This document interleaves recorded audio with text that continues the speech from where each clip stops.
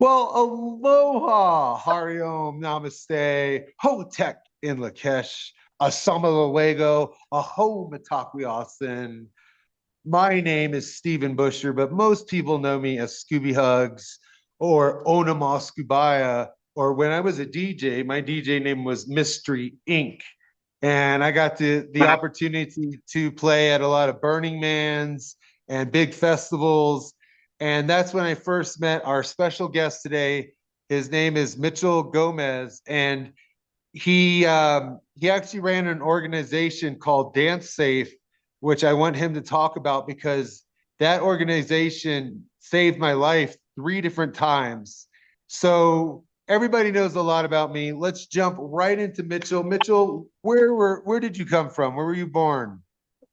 Yeah, so I'm actually a seventh generation Colorado native, and that's only counting European ancestors. I actually have quite a bit of indigenous ancestry in New Mexico and Colorado as well. So living Word. right on land that my ancestors almost certainly hunted mammoth on here in Colorado.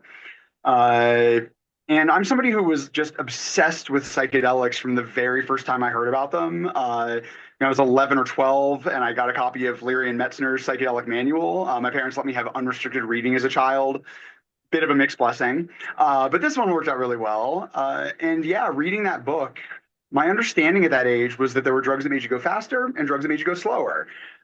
Reading in that book about drugs that altered your perception of reality was the first time I realized that my perception of reality is happening inside my head, right? I'm not just in the world, I'm creating my experience chemically. And man, I was fascinated by that. So I asked an older adult, I don't remember who, but I asked him about LSD.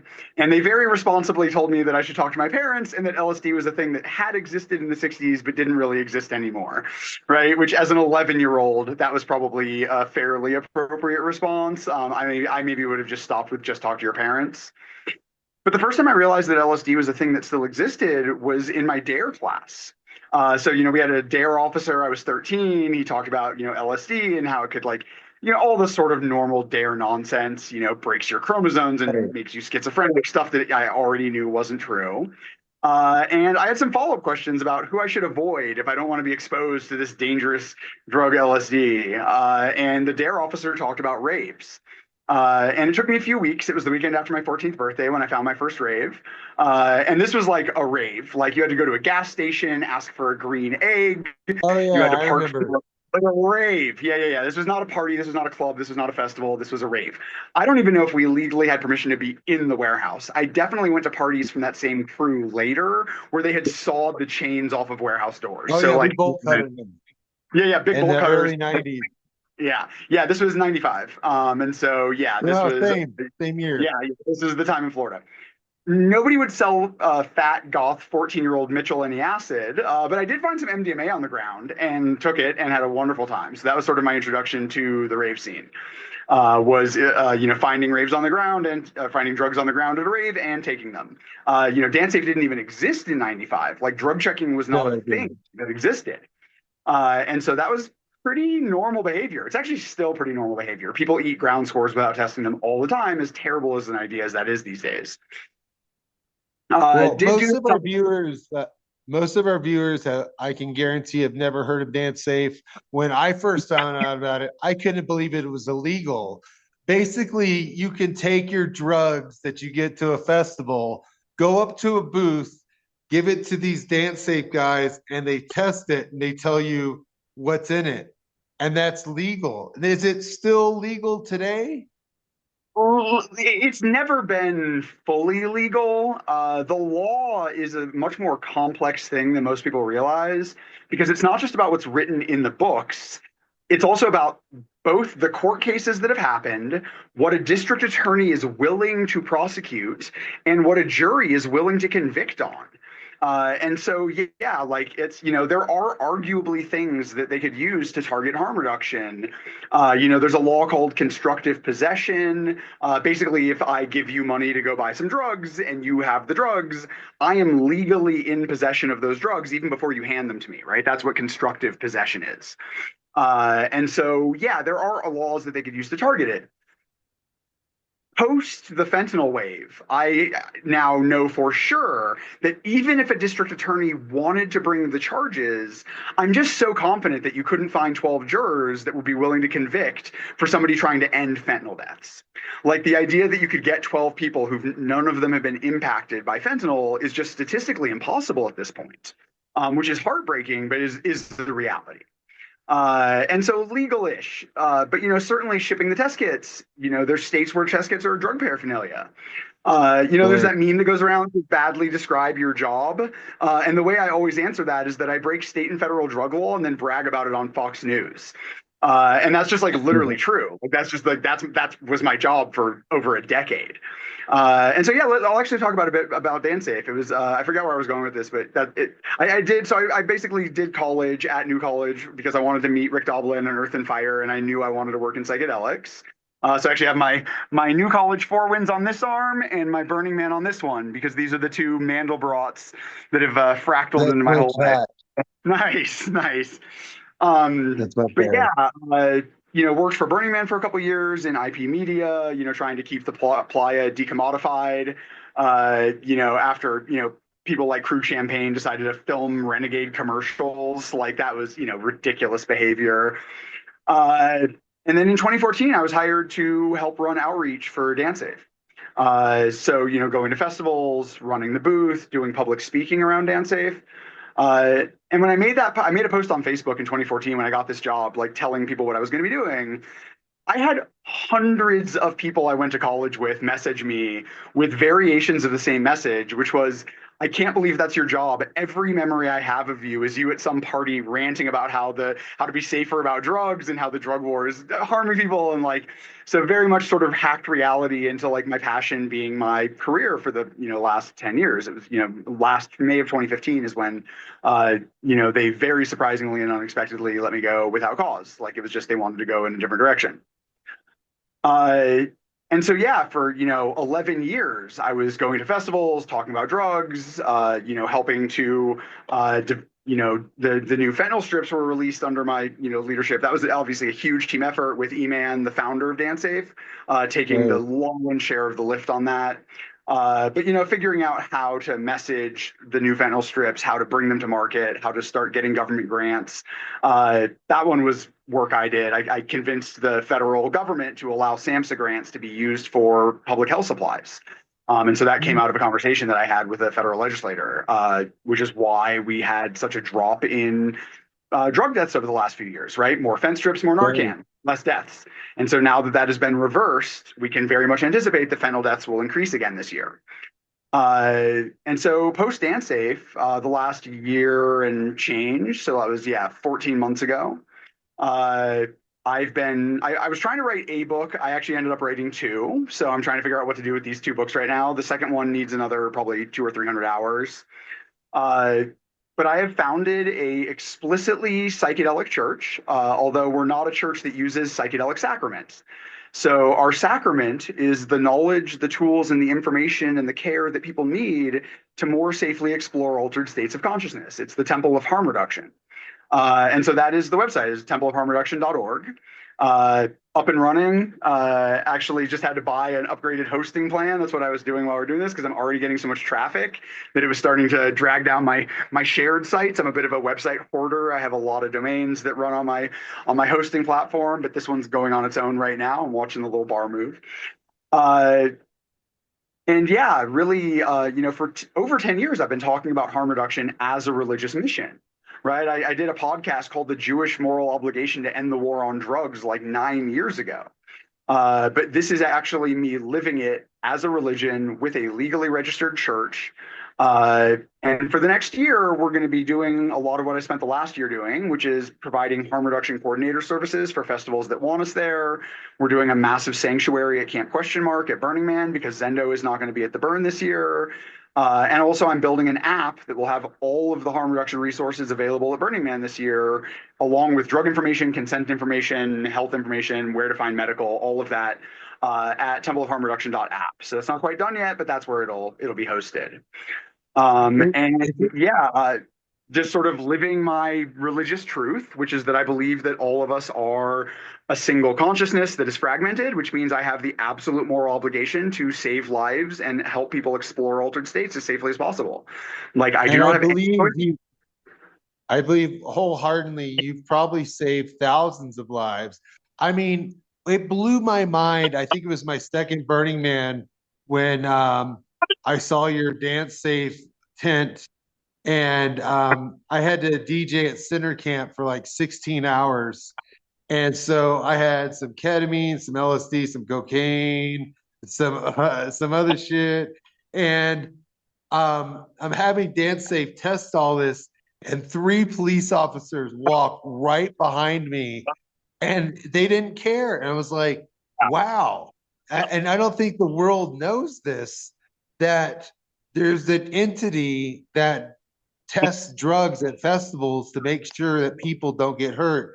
And I think that is like one of the most brilliant, safest. I really think you've saved thousands of people, because there were three times where I bought stuff and I had it tested and it was not good. It could have killed me.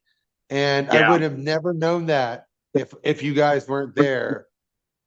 Yeah, and drug And checking is really like moving as a social movement too, right? Like we're starting to see all over the world, often funded by public health agencies, right? So like France and Switzerland and Spain and Portugal all have drop-in drug checking services now that are funded by the government. People can bring their drugs, get them tested because it's the fiscally conservative position.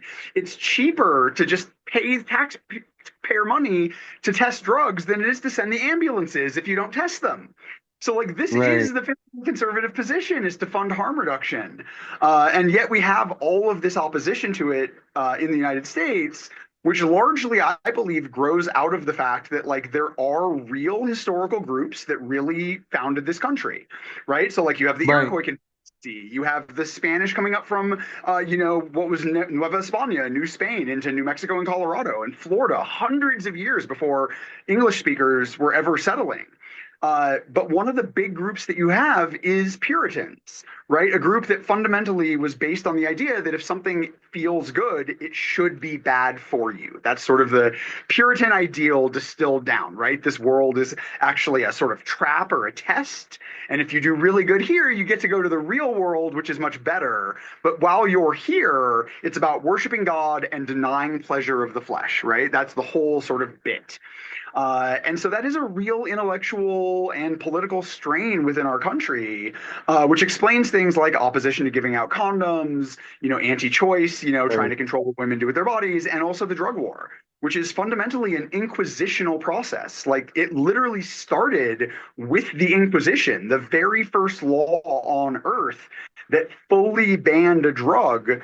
There were lots of laws that said this drug can only be used by these people or this drug can only be used here. The first true drug ban was an edict by the Spanish Inquisition banning peyote in Mexico City. That was the first general prohibition of a drug. Like that's just the Man, reality of history. I want to show you Peru, especially where I'm at in PSAC, the Sacred Valley. Um, the drugs are different than the United States. They're not dirty. There's probably 10 shops here where you can buy ayahuasca, changa, DMT, mushrooms, uh, you name it, it's legal here. And because it's legal, this is one of the most peaceful places I've ever been in the world. And and the stuff isn't dirty. It's really clean. Um, and I've never seen fentanyl here. I've never seen a homeless person here. Um, this place is just a magical place. That's why they call it the Sacred Valley. And I have a challenge for my viewers. If I can get 300 subscribers from this video, I'm going to fly Mitchell out here, so he can see what it's like out here. Because, when I was in the United States, I was a fuck up, man. I was an alcoholic. I was a drug addict. I did a lot of weird shit. But over here, the drugs are a little different, like San Pedro, which they call wachuma. I make it into a frozen smoothie, and it's kind of like a mushroom trip, and it's legal. It's sold everywhere, and it's just a different culture. And it would be honored to have you come out here and just see the difference. So that's why I challenge my subscribers. If I get 300 subscribers, it doesn't cost you anything. Views mean nothing. Click that Yeah, and subscribe I button am a and person who's Mitchell will obsessed come with here. pre-Columbian. I'm a person who's obsessed with pre-Columbian artifacts. Like these are almost all Valley of Mexico because I have Nahua ancestry. But this is actually from Peru. So this is a La Tolita burial urn. You know, Mm, well over 1,000 years old. That was brought back as part of the art market in the 1930s by this guy Mark Schmidt. And so, yeah, I'm a person who's always loved pre-Columbian culture. Peru's high on my list. I'd love to come visit. And yeah, I mean, I'm in Colorado where, again, we've now changed the laws enough where, it's not like there's just like a retail shop where you can walk in and buy all these things, but social distribution of psilocybin, psilocin, DMT, ibogaine, and mescaline, but not peyote, is decriminalized. So as long as you don't charge someone for a DMT pen, it is totally legal to just hand it to them. Which has made Red Rock right, shows way more interesting since we changed the law to that. Like, you just get offered psilocybin in Denver now all the time. I was at First Friday a couple weeks ago, and somebody I'd never seen before, somebody I didn't know, was walking around with a T-shirt on that said "free mushrooms" and had a backpack full of psilocybin mushrooms, freeze dried, just giving them out. And if you don't take yeah, money, that is fully legal in Colorado now. So, yeah, I think one of the things people really, non-drug people, really don't understand is that there are some drugs that are considered antisocial, right? They increase aggression, they decrease right, empathy. Psychedelics are pro-social drugs. They increase empathy. They increase your desire to improve the world. They increase human connection. Like, there is no evidence at all that psychedelic use is bad for the individual or the culture outside of the sort of context of behavioral stuff, right? Obviously, driving on acid, not okay.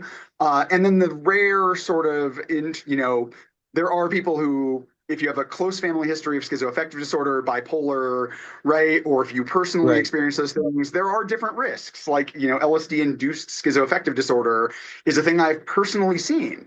And also, the person had a schizophrenic mother and was at the age when schizophrenia naturally develops. So, like, was that the LSD? It sure seemed like it, but like, it was a few weeks after the LSD trip. Maybe it was just, but it seems likely that it at least accelerated her developing that, right? She probably would have eventually developed it anyway. She clearly had the predisposition. But that was awful to watch, like awful to experience. But I, it's so rare, and the cultural benefit of integrated psychedelic use is why ancient Rome was so powerful, right? The mystery to Lucius. It's why I believe Christianity spread so quickly in the early days, is that the immortality key, the evidence laid out in that book, is so compelling to me that it's now hard for me to not think of Christianity as starting as a psychedelic mystery school. Like, it seems right. very clear to me that that's what happened with Christianity, like just historically. And that book was not written by a drug person. He's a biblical scholar. He's never used psychedelics to this day. Like, this is not somebody arguing for a psychedelic origin of Christianity because of their love of psychedelics. This is a person who studies biblical history and came to this conclusion based on the textual evidence, that Christianity had a psychoactive host for Yeah. hundreds of years after Jesus, or the time of Jesus, since knowing anything about the historicity is basically impossible. Uh, but yeah, we have DanceSafe obviously was always a huge team effort. It was always about the volunteers first, right? The ones who were at the festivals actually testing drugs the most. I loved playing Alchemist. I didn't get to do it a lot the last few years. I was so busy, public speaking and fundraising, that I didn't do a lot of actual boothing, and I do really regret that. The Temple of Harm Reduction is obviously also going to be doing very similar things, but there's also drop-in drug checking centers. So Chicago Recovery Alliance has permission from the city of Chicago. They run a drop-in drug checking clinic with analytical laboratory equipment running 5 days a week, or maybe 4 days a week now. It's been a couple of years since I spoke to them.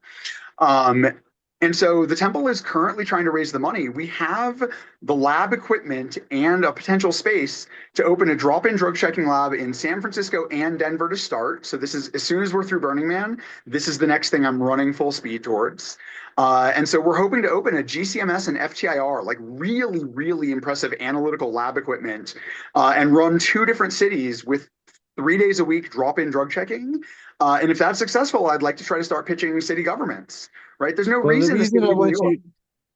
the reason I want you to visit here in PSAC in the Sacred Valley is everything is so pure. For instance, I was in Hawaii for 8 years, and if you ask for a bag of ketamine or Molly, you don't know what's in that bag. They Yeah. stomp the hell out of it. Now here, you can go straight to the veterinarian and say, "I want ketamine," and they're like, "Here you go." You could say, "I want Klonopin." I've spent a lot of time in India. I missed it when it was directly over the counter in India. Like my first trip, when we first went, it was like 6 weeks after they couldn't sell it to you directly. So I went in and I asked the guy, and I was like, hey, like I know it's not legal anymore, but like, what's the deal with ketamine? He's like, oh, you need a doctor's note. My brother's the doctor next door, right? So so there's like a little hoop you got to jump through in India now. You got to like go to the doctor, give him like $3, like 150 rupees, and he'll like, this is in rural areas, obviously, and like, oh, you have nerve pain, or oh, your horse is sick, right? Let me write you a note for your sick horse, you random American tourist with a sick horse in Rajasthan. Like, I don't know, what the workaround is supposed to do, but like that's just sort of how it works in India.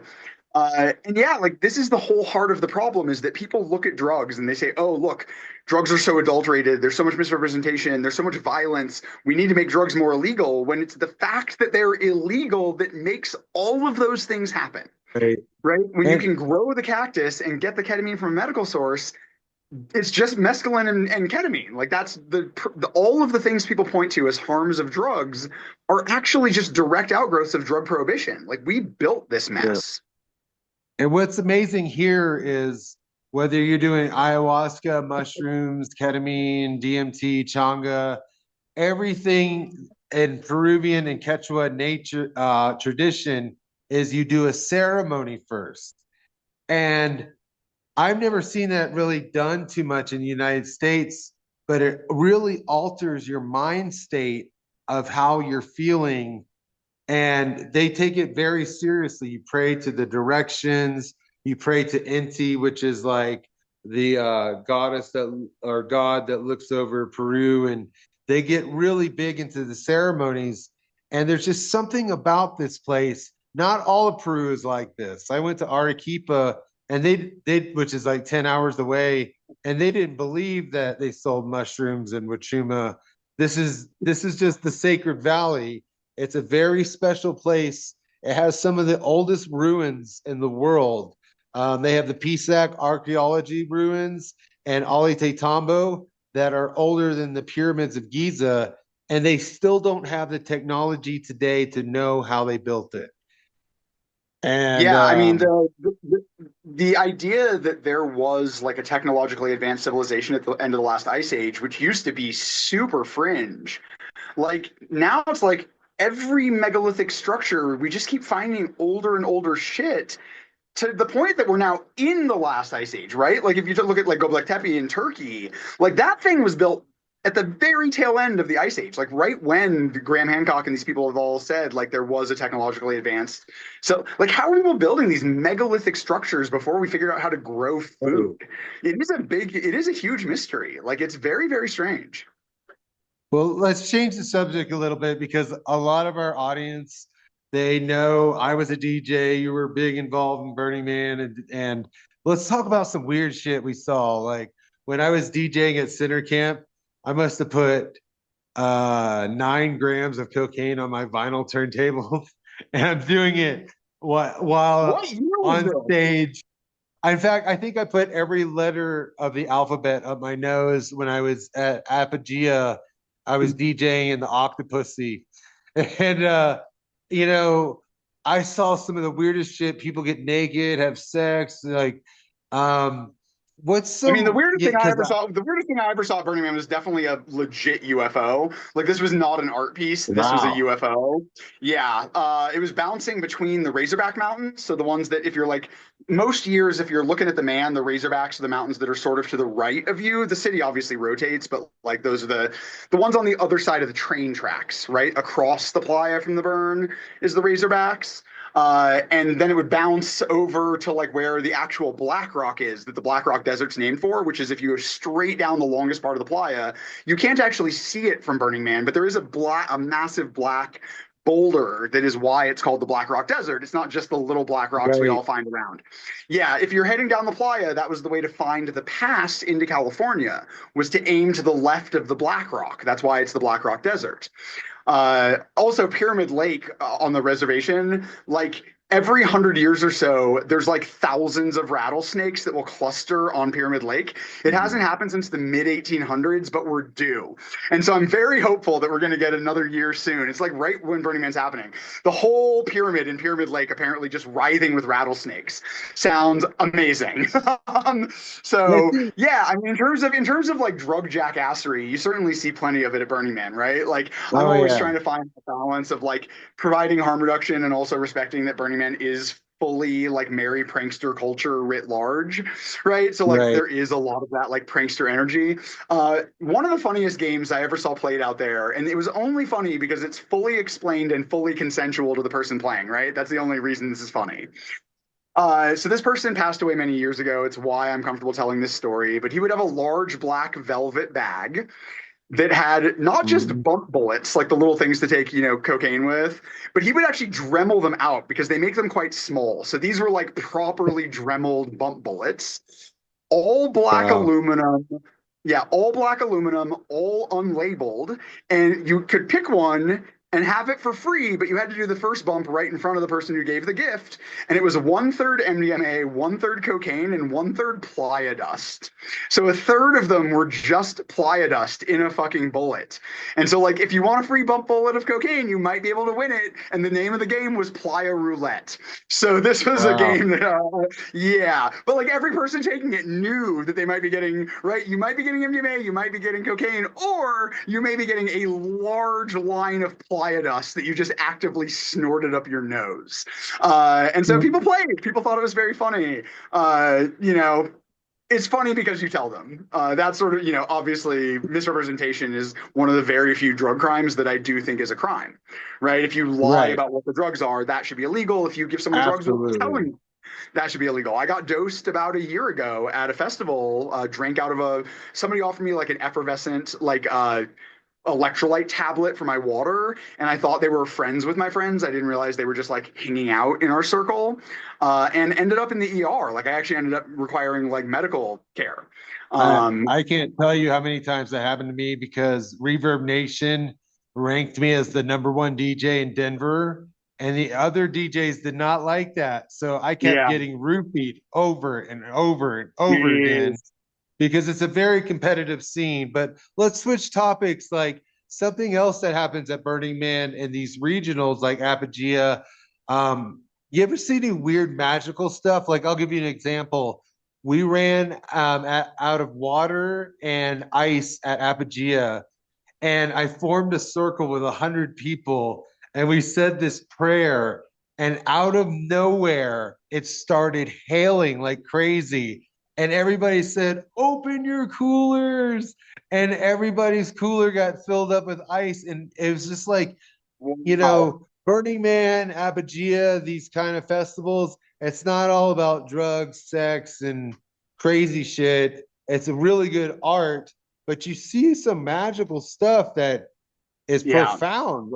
You have any yeah. examples? No, yeah, I mean, countless, right? I mean, Burning Man is the place that made me actually believe that there's something to the idea of manifestation, right? My standing joke for years was maybe it's manifestation, maybe it's white privilege, because the way a lot of people talk about manifestation is just like, oh, your parents helped you buy a house. Like, great, my parents helped me buy a house too, and that's why I'm honest about the fact that they helped me, because it's fucked up to be like, I manifested a house when what really happened is I have parents who are, financially better off than the average for their age.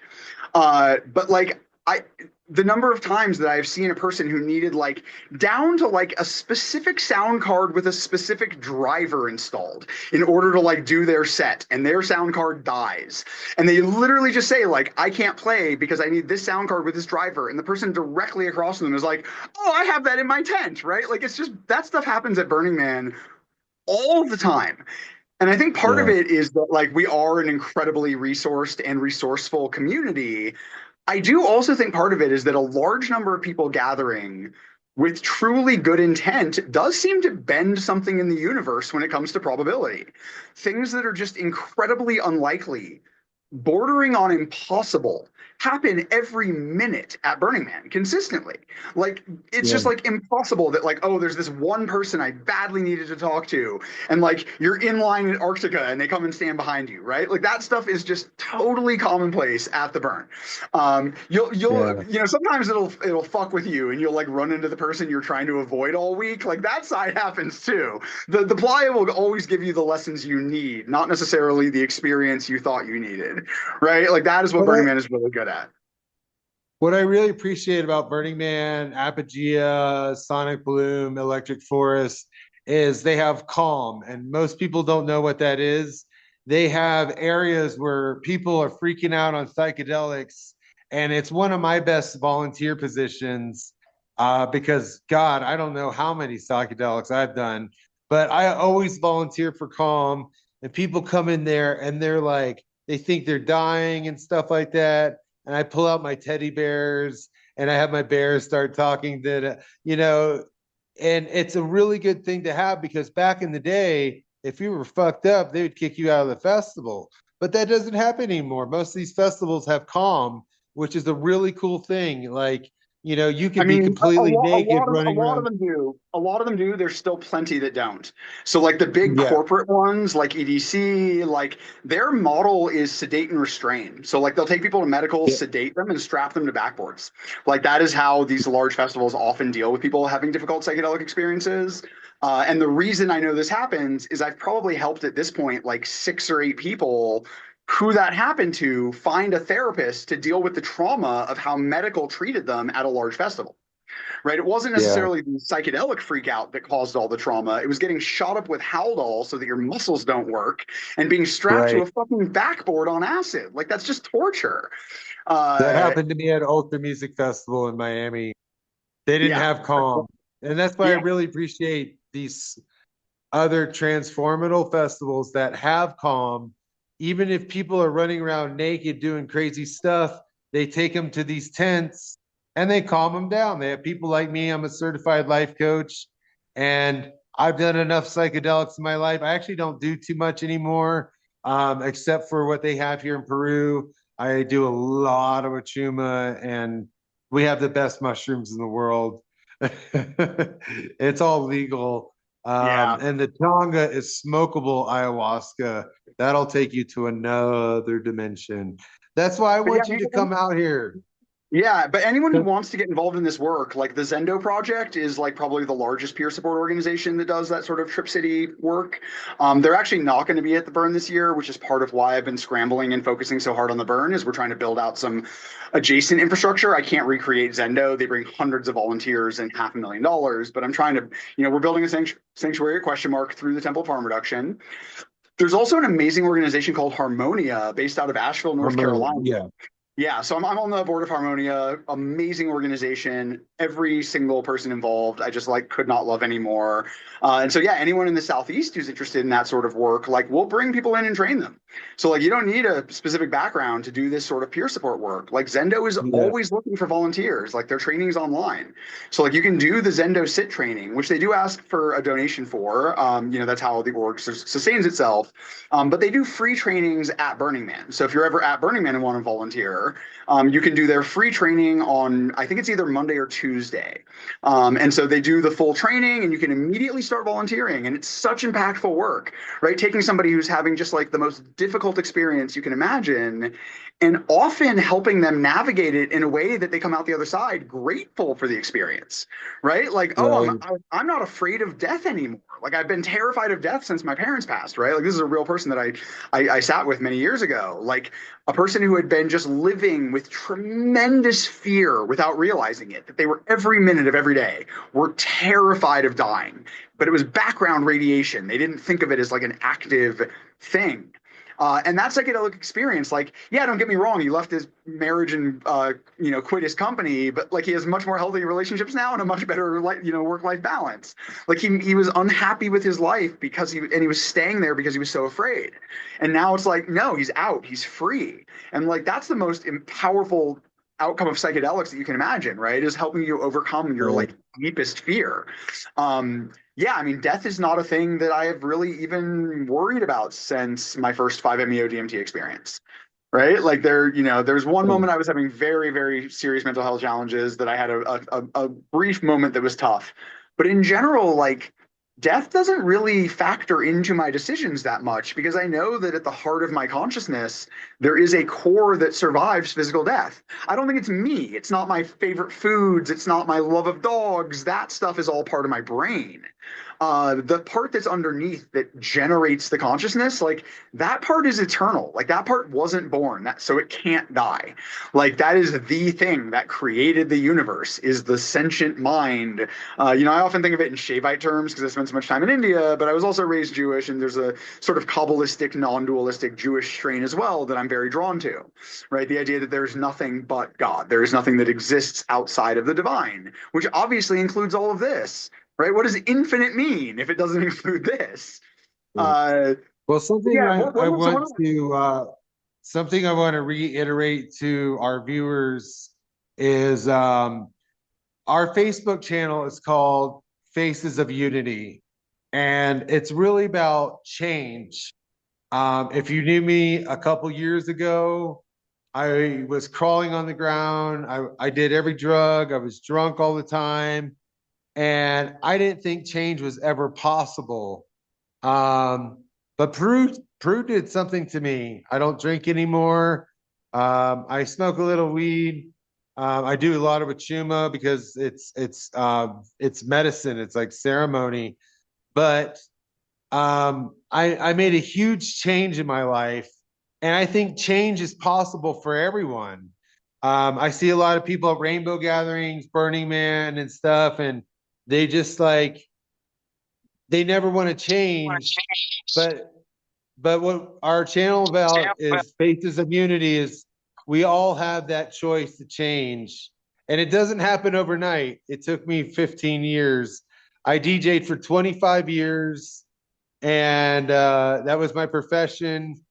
And I went to Hawaii and, um, just started making the change. But when I really got to Peru, I got into like more ceremony, and the drugs are so legal and so pure here that I feel comfortable doing it, and the whole ceremony thing about it kind of changed the whole thing. But that's what I want to tell the viewers is we're not just talking about drugs today. We're talking about that change is possible for anyone. And um, I can't tell you how many suicide attempts I've had, how many mental institutions I've been in. I used to go through a really dark, depressing time, but I'm happier now than I've ever been in my life.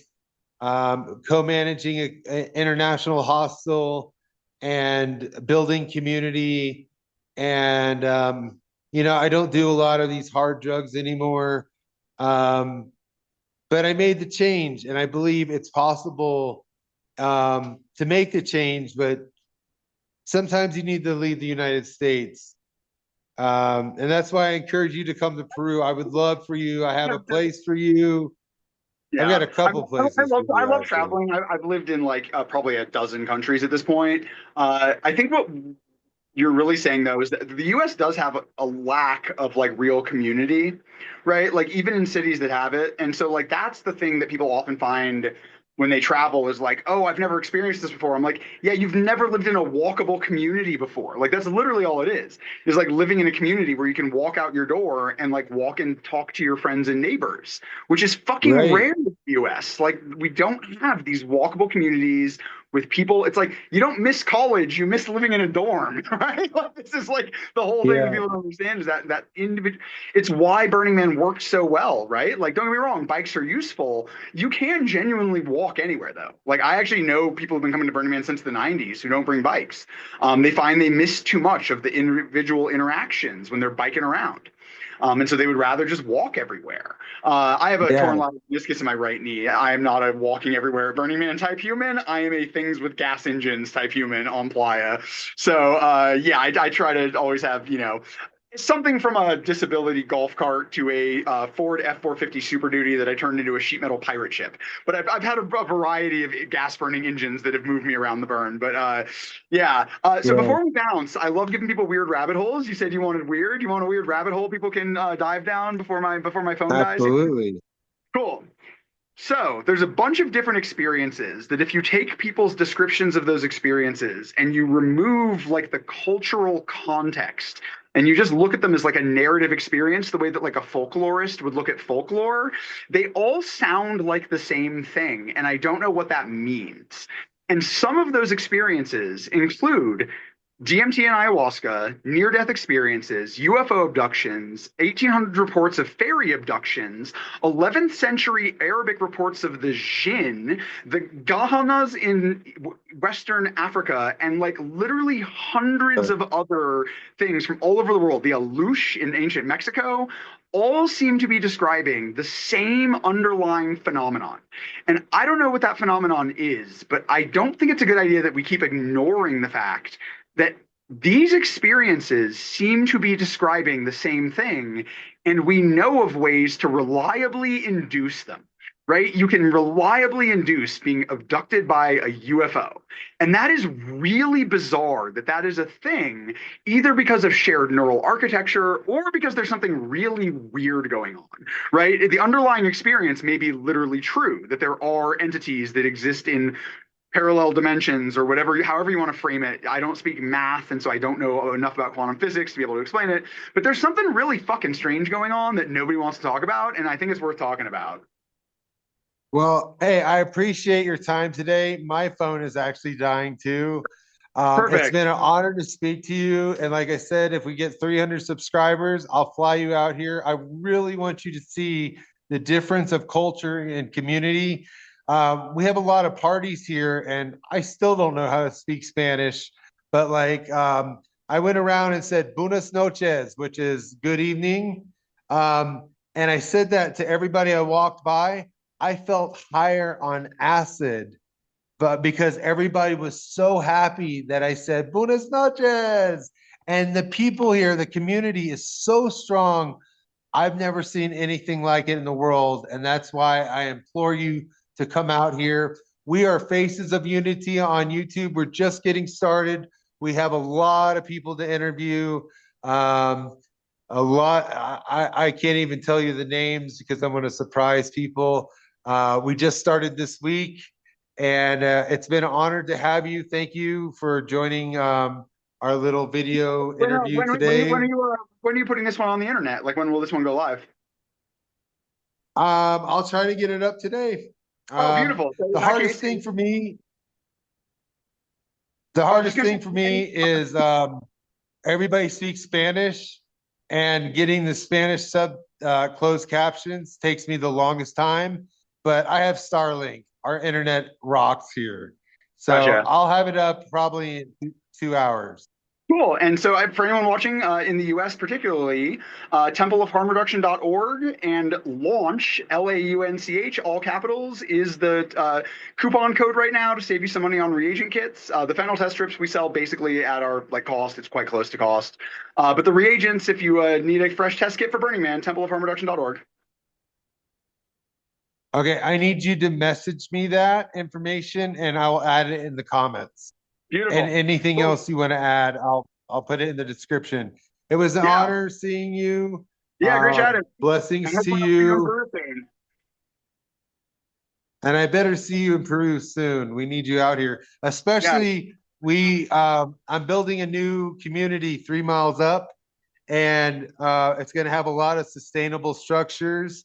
But I want it to look like something that nobody's ever seen. And I need some Burning Man people to come out and build us like something that's world famous, phenomenal, and everybody gets free food.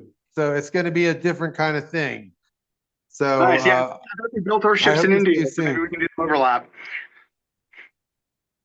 Cool. But yeah, Pleasure great hearing talking from to you. you, Mitch. See You're ya. an inspiration. Oh, I thank love you. you. Ciao.